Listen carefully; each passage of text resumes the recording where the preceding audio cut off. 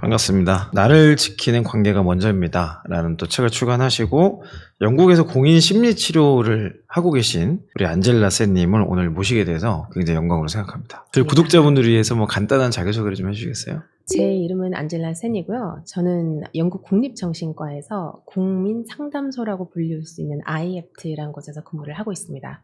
영국 공인 심리치료사라고 소개를 네. 해주셨는데 이게 혹시 뭐 어떤 좀 역할이나 뭐 잡이라고 좀 봐야 될지 설명 좀 해주실 수 있을까요? 심리치료 분야는 다양할 수가 있어요. 근데 일단 영국에서는 공인 심리치료사라고 하면 이게 충분히 검증을 받고 인정을 받은 철저한 그런 과정을 거친 인증 마크를 받은 심리치료사라고 생각을 하면 돼요. 그러니까 국가에서 인정을 해주는 그런 여러 가지가 있는데 그 중에 하나가 인지행동 심리치료 공인 자격증이에요. 그 자격증을 취득했다는 뜻입니다. 제가 최근에 많은 뭐 통계 자료도 그렇고 회사 내에서 인간관계 때문에 퇴사율이 계속 올라가고 또 커리어에 계속 걸림돌이 되는 것 같아요. 네. 좀 이런 현상에 대해서는 어떻게 생각하십니까? 이렇게 통계 자료를 보내주신 걸 저도 봤거든요. 그래서 2009년의 자료와 2021년의 자료를 보내주셨더라고요. 그래서 스트레스를 받는다 하시는 분은 31%에서 44%까지 증가를 했고,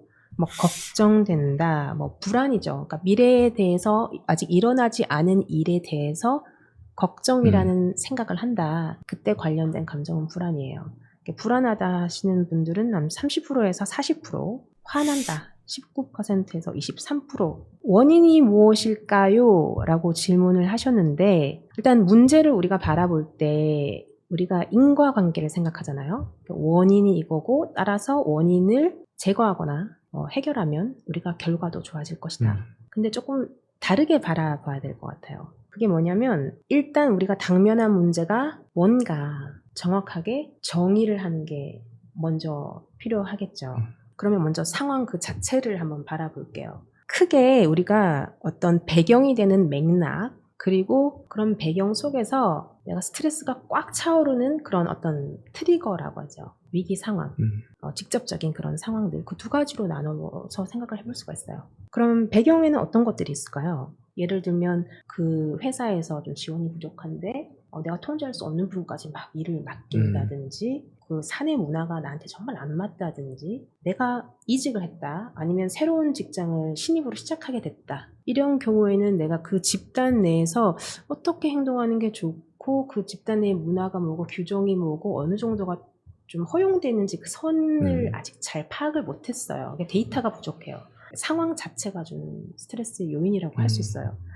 그러면 이 배경뿐만 아니라 우리가 근데 특정한 그 트리거가 되는 상황도 파악할 필요가 있어요. 그 어떤 배경을 먼저 이해하고 또 특정 상황, 언제, 어디서, 누구와 무엇을 할 때 이게 팍 터지는지, 감정적으로 휘둘리는지 그걸 좀 파악할 필요가 있어요. 그래서 우리가 이런 걸 파악하면서 상황적 요소는 어떤 것들이 있을까, 우리가 스트레스를 받는 어떤 외부의 요인이 있을까, 먼저 그 패턴을 파악하는 게 굉장히 중요해요. 최근의 신조어는 아니고 좀 몇 년이 됐는데 직장에서 상사와의 관계에서 느끼는 단어를 가스라이팅이라는 용어를 쓰더라고요.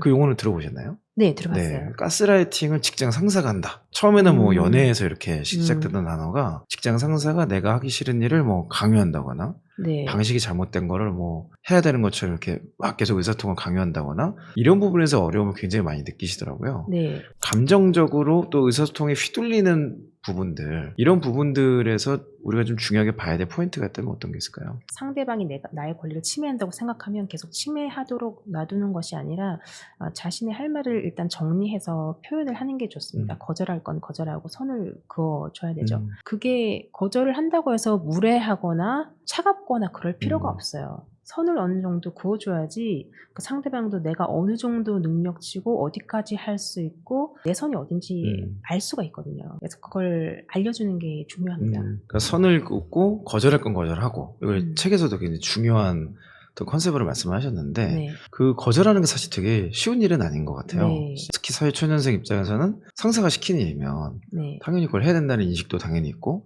또 하는 게 또 맞고 이 어딘가에서 이 접점을 이제 찾아야 되는 건데 거절을 잘한다 또 선을 긋는다 이거를 좀 지혜롭게 할 수 있는 방법이나 팁 같은 거를 좀 제안해 준다면 어떤 게 있을까요? 다음을 기약하는 그런 거절도 있어요. 이 부분은 좀 힘들겠습니다. 그런데 저는 다른 이런 것들은 할 수가 있어요. 이렇게 대안을 제시해 주는 거죠. 아니면 저는 이거는 할 수 있는데 이건 어렵겠습니다. 아니면 어떤 걸 하면 좋을까요? 대신 물어볼 수도 있어요. 상대방에게 이제 공을 넘기는 거죠. 아니면 결정을 미룰 수 있어요. 지금 당장은 안 되지만 한번 생각해 보겠습니다. 데이터를 더 모으는 거죠. 예를 들면 신입인 경우에는 내가 어디까지 하는 게 내 역할인지 자기의 포지션을 잘 모를 수도 있어요. 그렇기 때문에 그런 거를 약간 미루고 뒤로 가서 정보 수집을 좀 하는 거죠. 예를 들면 같은 동료에게 어느 정도 일이 적당하냐, 아니면 직장에 다녔던 사람들을 만나서 얘기를 나눠본다든지. 왜냐하면 그 상사가 나한테만 이렇게 무리하게 요구를 하는지, 아니면 원래 그런지, 원래 그렇다고 해도 그런 악습이 있을 수 있잖아요. 어떤 관례라든지. 그런 점들을 파악하려면 데이터가 필요해요. 일단 제가 더 알아보고 언제까지 연락드리겠습니다. 이렇게 미루셔도 돼요. 미룰 게 없어 바로 좀 대답해, 이렇게 요구를 하고 그쵸, 압박을 보통은 넣을 그럴 수도 것 있죠. 같은데요. 그렇게 돼도 일단 언제까지 알려드리겠습니다. 그러면 뭐 다음 주 월요일이 안 되면 목요일은 어떠세요? 아니면 오늘 밤이라도 제가 좀 생각을 해보고 연락드리겠습니다. 이렇게 정확한 기한을 정해 주시는 게 좋아요. 영국 콜센터 방식의 거절도 있어요. 영국 콜센터식 거절은 이건 정말 나는 아니다, 미리 이렇게 좀 쳐야겠다 싶을 때 매뉴얼대로 똑같은 말을 반복하는 거예요. 사실 심리치료사한테도 좀 무리한 부탁을 하시는 그럴 수 분이 있죠. 있어요. 뭐 사적으로 뭐 만나자든지 뭐 그런 부탁을 하시는 분이 있죠. 그러면 아니면 자꾸 개인적인 걸 물어본다든지 거기 휩쓸리지 않아야 돼요. 그런 무리한 부탁했을 때 안 됩니다. 계속 얘기하는 거 똑같이. 죄송한데 그거 안 됩니다. 나중엔 점점 표정 변할 수 있죠. 안 됩니다. 똑같은 말 계속 반복해주는 게 영국 콜센터식 거절이에요. 그런데 계속 푸시합니다. 계속 이렇게 하시면 이러한 불이익이 갈 수가 있습니다. 저도 그러기 싫은데 이런 불이익이 갈 수 있어요. 이렇게 정확하게 즉각적인 결과를 인지시켜주는 거예요. 마지막으로 한 가지 더 여쭤보고 싶은 게, 문제를 파악하고 해결하고 이런 것들을 잘할 수 있는 사람도 있는 것 같고, 또 처음에 이런 상황에 딱 마주했을 때 이렇게 한번 해봐야겠다, 이게 되는 경우가 있는데, 이 단계를 이미 다 지난 사람들 있잖아요. 이제 더 이상 자기가 할 수 있는 게 없다, 감정적으로 완전히 무너져 있는 상태, 그런 분들이 생각보다 지금 많은 것 같아요. 그런 경우라면 좀 그 상황을 탈피하기 위해서 이거는 꼭 기억해라 라고 이렇게 좀 조언해 주겠다면 어떤 게 있을까요? 일단 자신의 상태를 정말 파악하는 게 중요해요. 꼭 회사에 말을 하지 않더라도 전문가의 상담을 받아서 자신이 어떤 상태인지 파악을 하셔야 돼요. 그러고 나서 내가 이 상태로 계속 직장 생활을 할 수 있을까 없을까 알아야죠. 그런데 안 하고 계속 다리가 부러진 상태에서 마라톤을 뛰면 어떻게 될까요? 큰일 나겠죠. 회복이 안 돼요. 초기일 때 잡는 게 좋아요. 자신의 상태를 정확하게 진단을 받고 뭔가를 하는 게 좋죠. 이게 예를 들면 거절을 하지 못하고 계속 이렇게 받다가 일이 너무 많아져가지고 내가 감당이 안 된다. 그러면 그 선을 미리 긋지 않은 거예요. 지금이라도 해야 되는데 일단 회복을 위해서는 그 회복기를 가져야 돼요. 계속 다리가 부러진 상태로 뛸 수는 없어요. 그때는 뭐 일을 좀 잠깐 쉬는 것도 방법이 되겠네요. 가능하다면 그런 네. 게 되고 또 자신에게 물어봐야죠. 이게 정말 지속 가능한 방식인가? 지금 내가 해결해야 되는 문제가 무엇인가? 굉장히 지쳐 있어서 회복 불능한 상태고 뭐 이렇게 점검을 해보니까 우울증 수치가 굉장히 높아져 있다. 거기에 대한 이제 해결을 해야겠죠. 내가 나한테 가장 중요한 게 무엇이고 무엇을 원하고 그러려면 어떤 과정을 거쳐야 하는가? 내가 했던 행동이 정말 효과가 있었는지 없었는지 어떻게 확인할 수 있을까?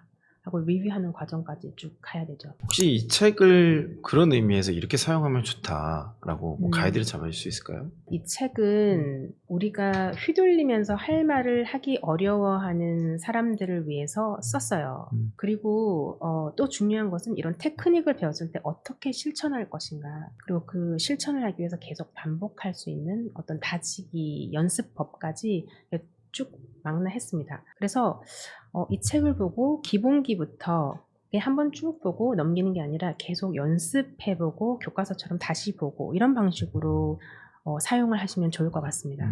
네, 오늘 관계 그리고 의사소통하는 노하우에 대해서 많이 이야기를 나눠봤는데요. 네. 책을 통해서 또 교과서로 잘 활용되면 좋겠습니다. 네, 저희가 앞으로도 또 이런 부분들로 또 만날 수 있는 기회가 있을 거라 생각하고 오늘 또 이렇게 소개해 주셔서 감사하다고 인사드리고 마치도록 하겠습니다. 네, 감사합니다. 네, 수고하셨습니다. 수고하셨습니다.